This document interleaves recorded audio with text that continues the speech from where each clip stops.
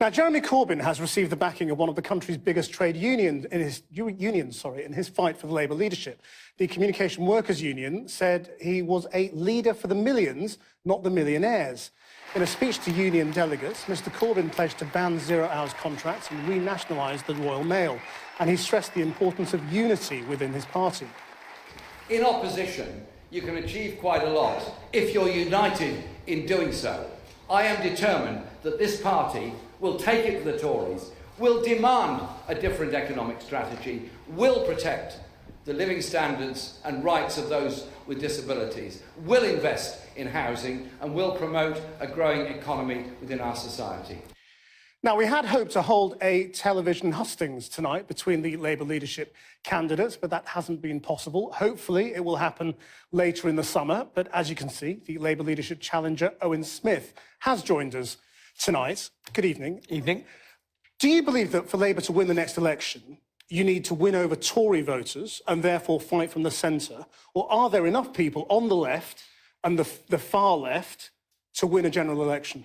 No, we've got to win over Tory voters, people who voted Liberal Democrat, people who voted Green, right across the country. Labour only ever wins if we are able to forge a coalition in the country. We only ever win if we're able to be united in holding together. The coalition is the Labour Party itself, and that's why it's so disappointing Jeremy isn't coming on the show to debate with me this evening as he'd promised and as I was expecting, because I'd like to say to Jeremy, how is he going to unite the party? We've never looked more disunited.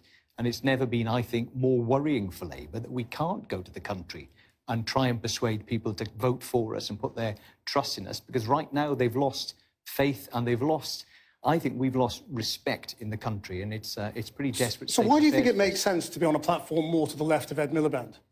Well, I'm on a platform on things that I believe in. I fundamentally believe... But you're on the left, aren't you? You're to the left. I'm totally on the left. And yet you've just told me you need to fight from the centre and win over Tory voters. Well, I think you are oversimplifying what left and right wants in this country. I think the reality is people who are middle class, working class, salaried, working week to week, day to day, all want to see public services properly provided for, all want to see the wealthiest in society pay their fair share, all want to see a government that's investing in different parts of the country, not just in the southeast and in London. That isn't left or right. That's just good common sense. We've got major problems in Britain, and Labour should be speaking for the people. And that's not about left or right. It's just about saving country. Well, one of the places you're definitely to the right of Jeremy Corbyn on is immigration, because you've said there are too many immigrants in some parts of the country. What are you going to do about it? Well, first of all, that's, again, a simplification of what I've said. I'm not going to do what others have done in this country, which is bandy around racist language or intolerant language about immigration. But we've got to be honest with the country, which is a lot of people who voted in particular to leave at the European referendum did so because they were worried about pressure on schools and hospitals and doctors' surgeries, and they attributed that to immigration. So what are you going to do about that? Well, invest is the principle. So it's improve the schools and hospitals, absolutely not right. Cut the immigrants. Absolutely right. The principal thing we in Labour should be doing is putting together what I've called a British New Deal. We've spent a lot of time and effort and money, we may do again this week, floating the bankers in Britain. It's time we started floating people and communities, and that means borrowing.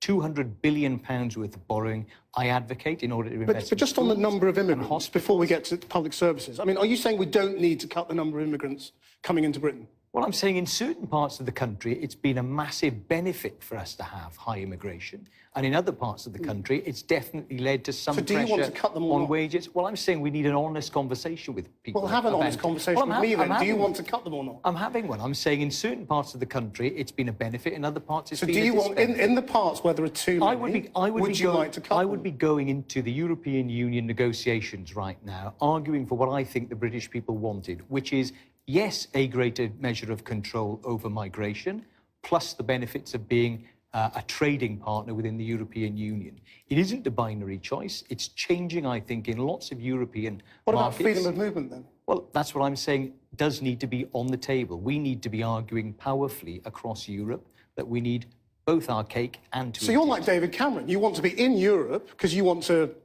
campaign for Britain to reject Brexit in a second referendum, but you think we should, do something about freedom of movement? I'm saying that we should be asking for the Labour Party that argued, I think, for us to be in the European Union. Now that we're leaving the European Union, to be strong and in favour of our principles, standing up still for staying in Europe. But you want to resist it, don't you? You want to resist leaving the European Union. I absolutely want to resist. I think it was a major mistake by Jeremy. You want to overturn it, in fact, don't you? No, I think it was a major mistake by Jeremy to come out on the following day and say, let's trigger Article 50 straight away. I think it reveals his ambivalence about Europe. But do you want to overturn it at a second referendum? I would like Britain to remain within the European Union. I would like that to be the Labour Party's position. But in order to get to the point where we can ask the British people once more to rubber stamp the deal, either at a general election or at a second referendum, we need, first of all, to negotiate toughly in Europe. And that well, except you can't negotiate in opposition, can you? Well, so would you be the party of the 48% or not? No, we should be arguing, Christian, that the Labour Party,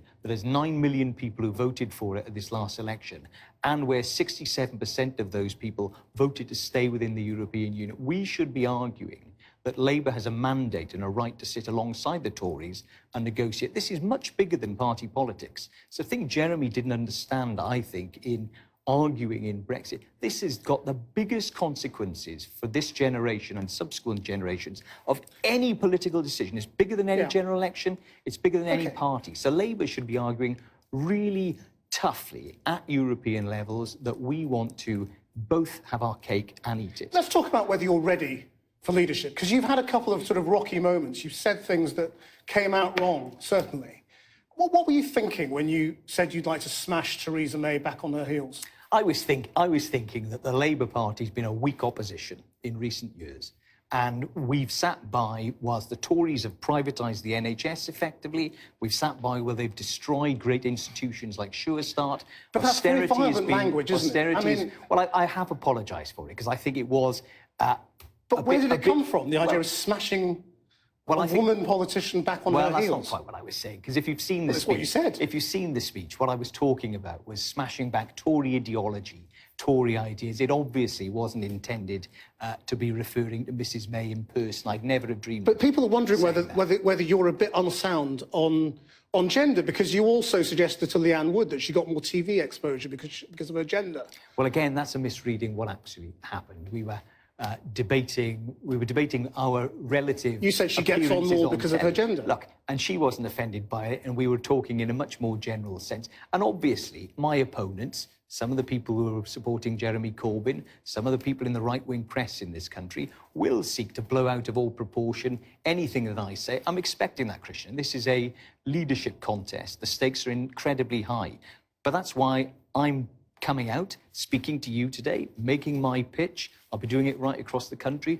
I think Jeremy needs to do the same. The trouble is people are still trying to work out what you really are, because right now you say you're on the left, and you've been a very pro-Corbyn member of the Shadow Cabinet when you were there.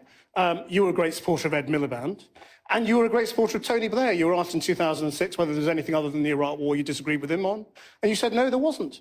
So are you a Blairite, a Milibandite, or a Corbynista? I'm none of those. I'm a Smithite, very, very clear. And if I had somebody whom I hold up as being my great hero, it's none of those. It's Nye Bevan, somebody who was, I think, a very practical socialist who came from a very traditional left, but sensible perspective. But your politics have shifted, haven't they? Because you used to be pro-PFI. You used to be quite open-minded to private involvement in the NHS. No, that's not true. You've got to stop believing what you've read I've got the on quotes social here. media. Well, you are extrapolating from one report that was commissioned by my predecessor in an old job I had, which was about there being greater choice in the NHS, which is the language, of course. You said we've had PFI in Wales, we had a hospital built down in Baglan through PFI. If PFI works, then let's do it. I'm not someone who gets terribly wound up about some sort of ideological nuances. And I subsequently feel that PFI left lots of parts of the country, local authorities and health boards, saddled with debt. And that's clearly true. And I subsequently feel that the decisions that the then Labour government took to try and do effectively off-the-book development of schools and hospitals, public services, was a mistake, which is why I'm arguing what we should be doing now is borrowing. £200 billion worth of borrowing by the government in order to directly invest in these things. Learn the mistakes of the past. If you lose, can you rule out joining any kind of breakaway Labour group in Parliament. This is what's being talked about now, is that a load of people will set up a real Labour or a provisional Labour. There's no circumstances under which you would be involved in any kind of split. Listen, I am... And do you condemn the people who are talking about it? Yes, I do. I am Labour full stop. It is the Labour Party or nothing for me. There is no other vehicle that is going to come along. We have been the party for 116 years that has represented working people, my community and across Britain, and it will always be the Labour Party that does that. The people who are talking about a split, unfortunately, are the hard left of the party. It was John McDonnell who looked me in the eye when I went to meet with Jeremy Corbyn, and when I said, John, I think you're sanguine about the prospect of the party splitting, his explicit response was, if that's what it takes. Now, that is when I decided to stand for this job, because I will not stand by and see the great Labour Party that I love broken apart by John McDonnell or anybody else. Thank you very much for joining us. Thanks a lot. I hope to see you again at a debate.